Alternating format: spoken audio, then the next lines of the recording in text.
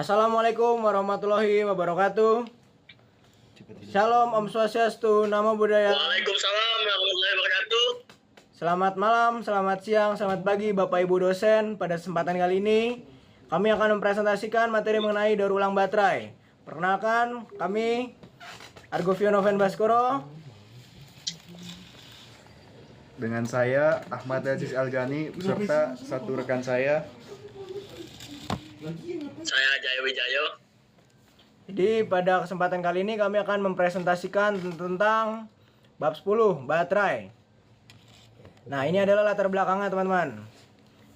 Penggunaan barang elektronik saat ini meningkat sangat pesat, sehingga jumlah limbah baterai juga terus bertambah setiap tahunnya. Permasalahan utama dari limbah baterai adalah kandungan logam.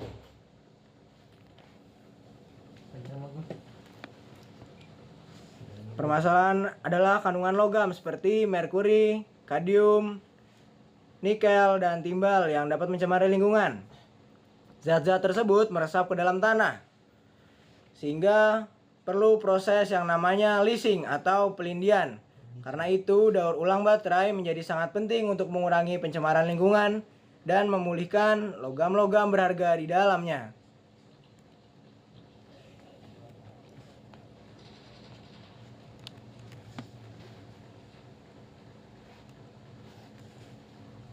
Jenis-jenis baterai. Baiklah, di sini secara umum baterai dibagi menjadi dua jenis, yaitu baterai primer dan baterai sekunder. Baterai primer adalah baterai sekali pakai yang tidak dapat diisi ulang karena reaksi kimia bersifat satu arah atau irreversible. Jenis ini paling banyak ditemukan pada limbah rumah tangga. Sedangkan baterai sekunder memiliki kemampuan digunakan berulang kali sehingga lebih efisien, namun tetap memerlukan proses daur ulang karena menggunakan logam berbahaya dan bernilai ekonomi tinggi. Selanjutnya, baterai nikel kadmium atau NiCd. Baterai NiCd menggunakan nikel oxide hidroksida sebagai katoda dan logam kadmium sebagai anoda. Kelebihan baterai ini adalah tahan lama dan mampu menghasilkan arus tinggi dalam berbagai kondisi suhu. Namun kelemahannya, baterai ini menggunakan kadmium yang sangat beracun dan berbahaya bagi kesehatan manusia serta lingkungan. Oke, ini adalah contoh baterai nikel kadmium. Next. Proses teknis daur ulang. Pada tahap awal daur ulang dilakukan proses fisik mekanis. Tahap pertama adalah sorting atau pemilihan untuk memisahkan jenis baterai berdasarkan komposisinya. Kemudian dilakukan dismantling atau pembongkaran menggunakan mesin penghancur sehingga bagian besi dan plastik dapat dipisahkan.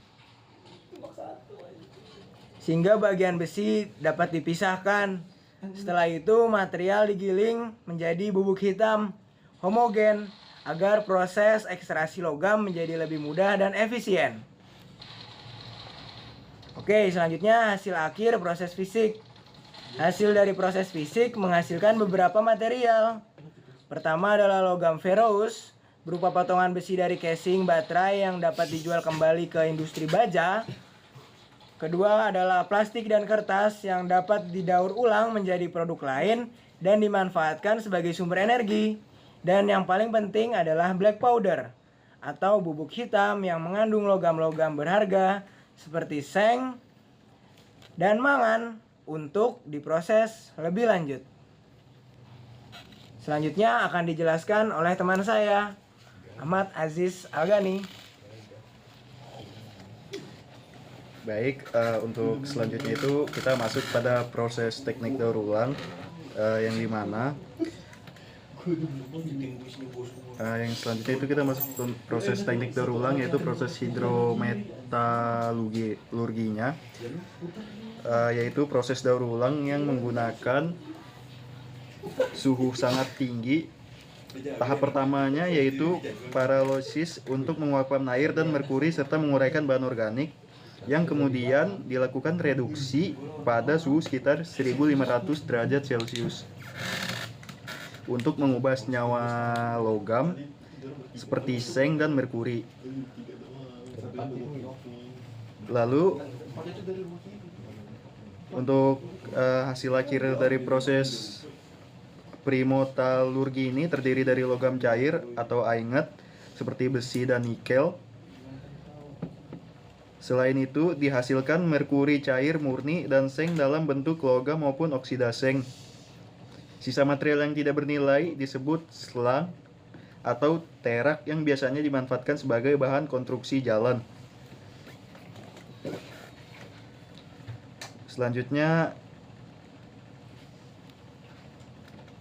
Selanjutnya itu ada hidrometalurgi. Selain pirometalurgi terdapat juga proses yang bernama hidrometalurgi yang menggunakan larutan kimia pada suhu rendah. Tahap awal adalah neutral leaching menggunakan air yang menghilangkan elektrolit, kemudian acid leaching yang menggunakan asam sulfat untuk melarutkan logam-logam sesuai jenisnya.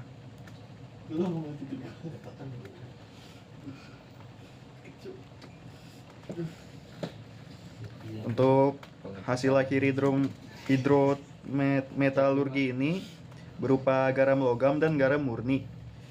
Contohnya mangan dioksida yang dapat digunakan kembali untuk membuat baterai baru.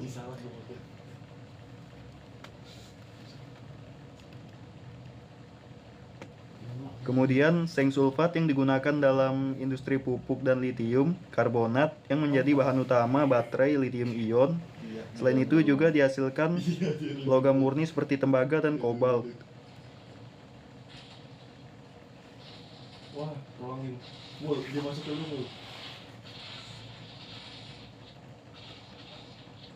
Itu loh, gila termulti knocking 2.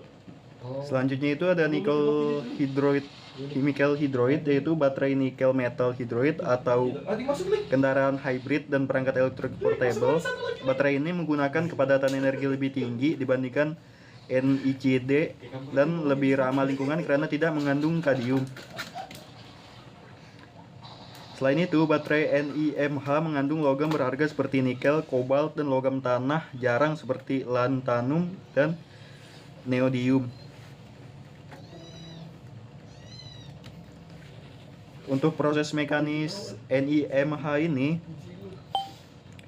baterai NiMH dihancurkan menggunakan mesin penggiling untuk memisahkan bagian besi, sedangkan plastik dan kertas dipisahkan menggunakan hembusan udara.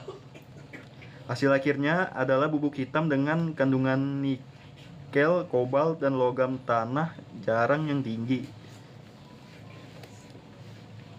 Selanjutnya itu bubuk hitamnya dilarutkan menggunakan asam sulfat atau asam klorida melalui proses leaching. Proses ini bertujuan mengubah logam padat menjadi larutan kaya ion logam. Larutan kemudian disaring untuk memisahkan residu karbon dan plastik yang masih tersisa. Pemisahan logam tanah jarang. Karena logam tanah jarang memiliki nilai ekonomi tinggi, maka dilakukan pemisahan menggunakan teknik ekstraksi pelarut. Cairan organik digunakan untuk mengikat logam tanah jarang secara selektif. Setelah itu, larutan yang tersisa diproses dengan pengendapan menggunakan basa sehingga nikel dapat diambil dalam bentuk padat. Baik, slide selanjutnya akan dijelaskan oleh teman saya.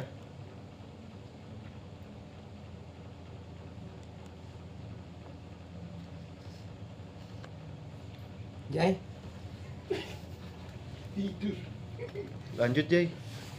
Selanjutnya hasil akhir dari proses daur ulang. NiMH adalah logam tanah jarang murni yang dapat digunakan kembali untuk magnet dan baterai baru. Selain itu dihasilkan senyawa nikel dan kobalt yang dimanfaatkan dalam industri baja maupun pembuatan elektroda baterai. Next, lithium ion batteries adalah baterai lithium ion atau LiPs, merupakan baterai isi ulang yang paling banyak digunakan saat ini. Baterai ini digunakan pada smartphone, laptop, hingga kendaraan listrik karena memiliki densitas energi tinggi, tegangan besar, dan umur pakai panjang. Teknologi juga lebih efisien dalam mendukung pengurangan emisi karbon. Next, komponen LiPs. Komponen utama baterai lithium ion terdiri dari katoda, anoda, kolektor arus, elektrolit, dan separator. Katoda berfungsi sebagai sumber ion lithium, sedangkan anoda menyimpan ion saat pengisian daya.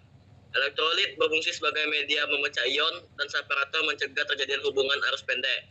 Next, bagian LiPs pada gambar ini ditunjukkan bagian-bagian utama dari baterai lithium. Setiap komponen memiliki penting dalam proses penyimpanan dan penyaluran energi listrik. Next, proses daur ulang LiPs. Proses daur ulang LiPs dimulai dari tahap pengosongan baterai untuk mencegah konsleting dan ledakan. Baterai direndam dalam larutan garam agar sisa energi benar-benar habis. Setelah itu dilakukan proses mekanis berupa penghancuran dan pemisahan logam, plastik, dan bubuk hitam. Next, hidrometalurgi LiPs. Pada tahap hidrometalurgi LiPs, bubuk hitam dilarutkan menggunakan asam sulfat dan asam zat pereduksi. Kemudian dilakukan ekstraksi pelarut untuk memisahkan logam seperti kobalt dan nikel. Jai, Logam kamera yang telah dipisahkan Logam yang telah dipisahkan menjadi bahan baku seperti lithium, karbonat, dan kobalt oxalate. Next,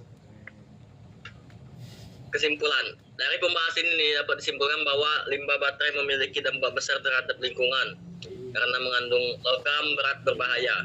Namun proses daur ulang seperti mekanis, pirometalurgi, dan hidrometalurgi, logam berharga di dalam baterai dapat dipulihkan digunakan kembali. Dengan demikian lupa, daur ulang baterai tidak hanya mengurangi pencemaran lingkungan tapi juga mendukung efisiensi sumber daya. Next, habis. penutup. Udah. Sekian presentasi dari kelompok kami. Terima kasih perhatiannya teman-teman, Bapak Ibu dosen. Wassalamualaikum warahmatullahi wabarakatuh. Waalaikumsalam warahmatullahi wabarakatuh.